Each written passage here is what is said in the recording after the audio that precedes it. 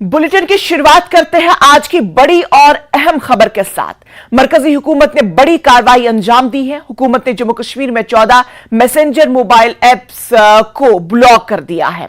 इन apps का इस्तेमाल दहशतगर्द ग्रुपों के जरिए किया जा रहा था। जराये के मुताबिक हुकूमत ने फोर्स, सिक्योरिटी, इंटेलिजेंस और जांच एजेंसियों की सिफारिश पर यह कार्रवाई अंजाम दी है। हुकूमत ने पाया कि इन एप्स के नुमाइंदे मुल्क में नहीं है जिनसे हिंदुस्तानी कानून के मुताबिक मतलूबा जानकारी हासिल की जा सके। एजेंसियों के जरिए इन एप्स के नुमाइंदों से रवाबित करने की कोशिश की जा रही थी।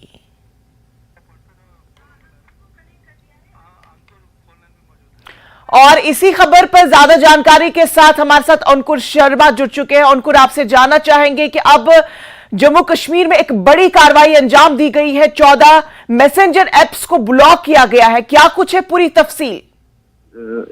इसमें भारत सरकार ने 14 मोबाइल मैसेंजर एप्स को जम्मू एंड कश्मीर में ब्लॉक किया गया है। उसके पीछे कारण ये बताया जा रहा है कि बहुत सारे सिक्योरिटी फोर्सेस, इंटेलिजेंस एजेंसीज और इन्वेस्टिगेशन एजेंसीज ने भारत सरकार को ये बताया था कि ये जो एप्स हैं ये टेररिस्ट द्वारा और उनके जो सपोर्टर्स हैं, उनके जो ऑन ग्राउंड वर्कर्स हैं, उनके बीच में कम्युनिकेशन करने के लिए यूज हो रही थी। और जब भारत सरकार ने इन ऐप्स से जानकारी मांगने की कोशिश करी तो पता चला कि इन 14 ऐप्स का कोई भी भारत में रिप्रेजेंटेटिव नहीं है। उसके बाद जब कोई और ऑप्शन नहीं निकला, फाइनली भारत सरकार ने ये 14 ऐप्स को बैन कर दिया है। इसमें दो तीन एस्पेक्ट और ये है कि जो इंडियन भारत का कानून है उसके हिसाब से कोई भी ऐप होती है उसको भारत में एक रिप्रेजेंटेटिव रखना जरूरी होता है जो कि भारतीय लॉ एनफोर्समेंट एजेंसी से बात कर सके। उनका कोई भी अगर कोई उनको जानकारी लेनी है किसी भी तरीके की तो वो उनसे बात करके और उनको जानकारी प्रोवाइड करता है जो कि उनको कोई भी इन्वेस्टिगेशन या किसी ऑपरेशन में चाहिए। पर इन ऐप में कोई भी ऐसा ऑफिशियल भारत में नहीं है, ना ही इनका ऑफिस है जिससे कि जानकारी भारत सरकार प्राप्त कर सके। और उनको ये बताया कि कब से इन एप्स का इस्तेमाल किया जा रहा था?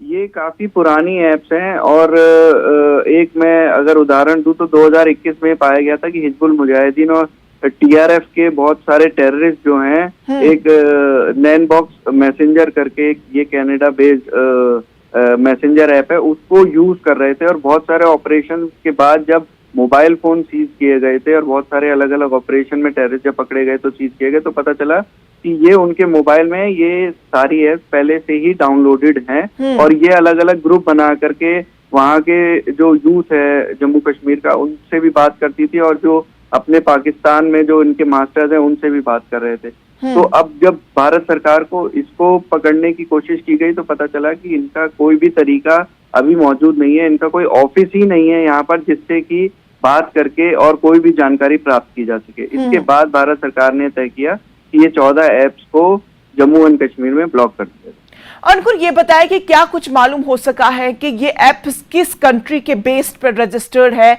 या किस कंट्री के बेस्ड पर इनको लॉग इन करवाया गया है? ये सारी ऐप्स जो हैं वो अलग अलग देशों में हैं। अभी तक जो जानकारी है वो ये है कि ये ज्यादातर ऐप जो है क्लाउड सर्वर होता है जो कि किसी भी लोकेशन से चलाया जा सकता है। वो सारा डेटा जो है वो एक सर्वर में जाने के बजाय वो एक अलग से दूसरी कंपनी का जो सर्वर जिसे हम क्लाउड सर्वर कहते हैं वो कहीं से भी ऑपरेट हो सकता है। वहां पर ये सारा डेटा जाता है और ये डेटा इतना एनक्रिप्ट होता है कि कोई भी एजेंसी जो है इसको इंटरसेप्ट नहीं कर पाती, उसको पकड़ नहीं पाती है। जैसे व्हाट्सएप के साथ भी ये है एनक्रिप्टेड डेटा होता है जिसकी वजह से जो है इसको पकड़ पाना या इंटरसेप्ट कर पाना भी मुश्किल होता है। तो इस वजह से जो है ये ऐप्स को बैन किया गया। इनके अलग अलग सर्वर्स होते हैं, अलग अलग देशों में सर्वर हैं। एक दूसरी रिपोर्ट जो कि इससे अलग थी उसमें पाया गया था कि करीब 8 से 10 कंट्रीज ऐसी हैं जहां पे इनके सर्वर्स मौजूद हैं।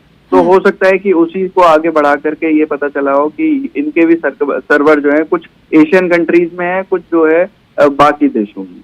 क्या फिर ऐसा माना जाए कि ये जो क्लाउड्स एप्स की ये जो एनक्रिप्टेड इसकी स्टोरी रहती है, तो ऐसा फिर माना जाए कि मुकम्मल तौर पर इन एप्स का इस्तेमाल जो है वो मिलिटेंसी के लिए ही इस्तेमाल किया जाता था, या फिर और भी कुछ ऐसे मकासद थे जिससे इन एप्स को इस्तेमाल किया जा रहा था?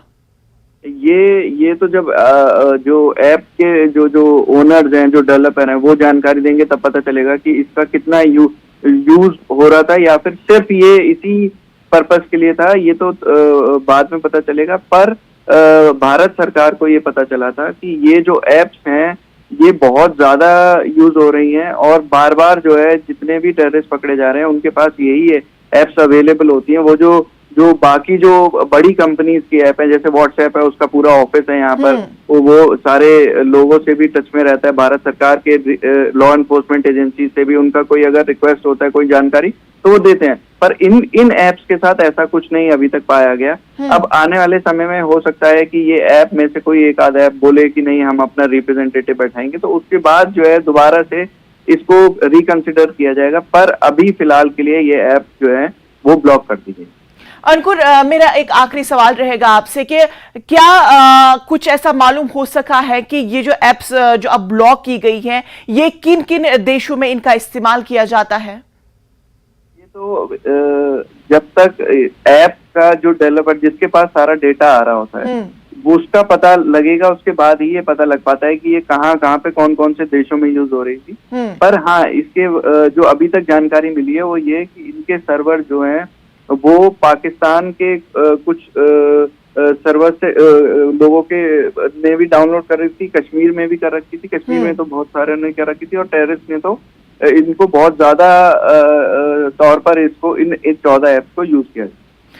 तो चलिए अंकुर, बेहद शुक्रिया तमाम तर तफसीलात के लिए। तो कुल मिला के ये बात है कि जम्मू कश्मीर में अब 14 मैसेंजर मोबाइल एप्लीकेशंस को ब्लॉक कर दिया गया है। इन एप्स का इस्तेमाल दहशतगर्द ग्रुपों के जरिए किया जा रहा था, और अब इन्हें सिक्योरिटी एजेंसियों के जरिए जो तमाम तर इतलात मिली है उन इतलात के बिना पर अब इन 14 एप्लीकेशन मैसेंजर एप्स को मुकम्मल तौर पर बंद किया गया है। अब इन्वेस्टिगेशन जारी है ये किन किन ममालिक में इन एप्स का इस्तेमाल किया जा रहा था, क्या इन एप्स का इस्तेमाल खाली महज दहशतगर्दी के लिए इस्तेमाल किया जा रहा था या किसी और मकासद के लिए भी। इन्वेस्टिगेशन में ये सब चीजें सामने निकल कर आ जाएगी, वो भी हम अपने नाजरीन के साथ शेयर करेंगे।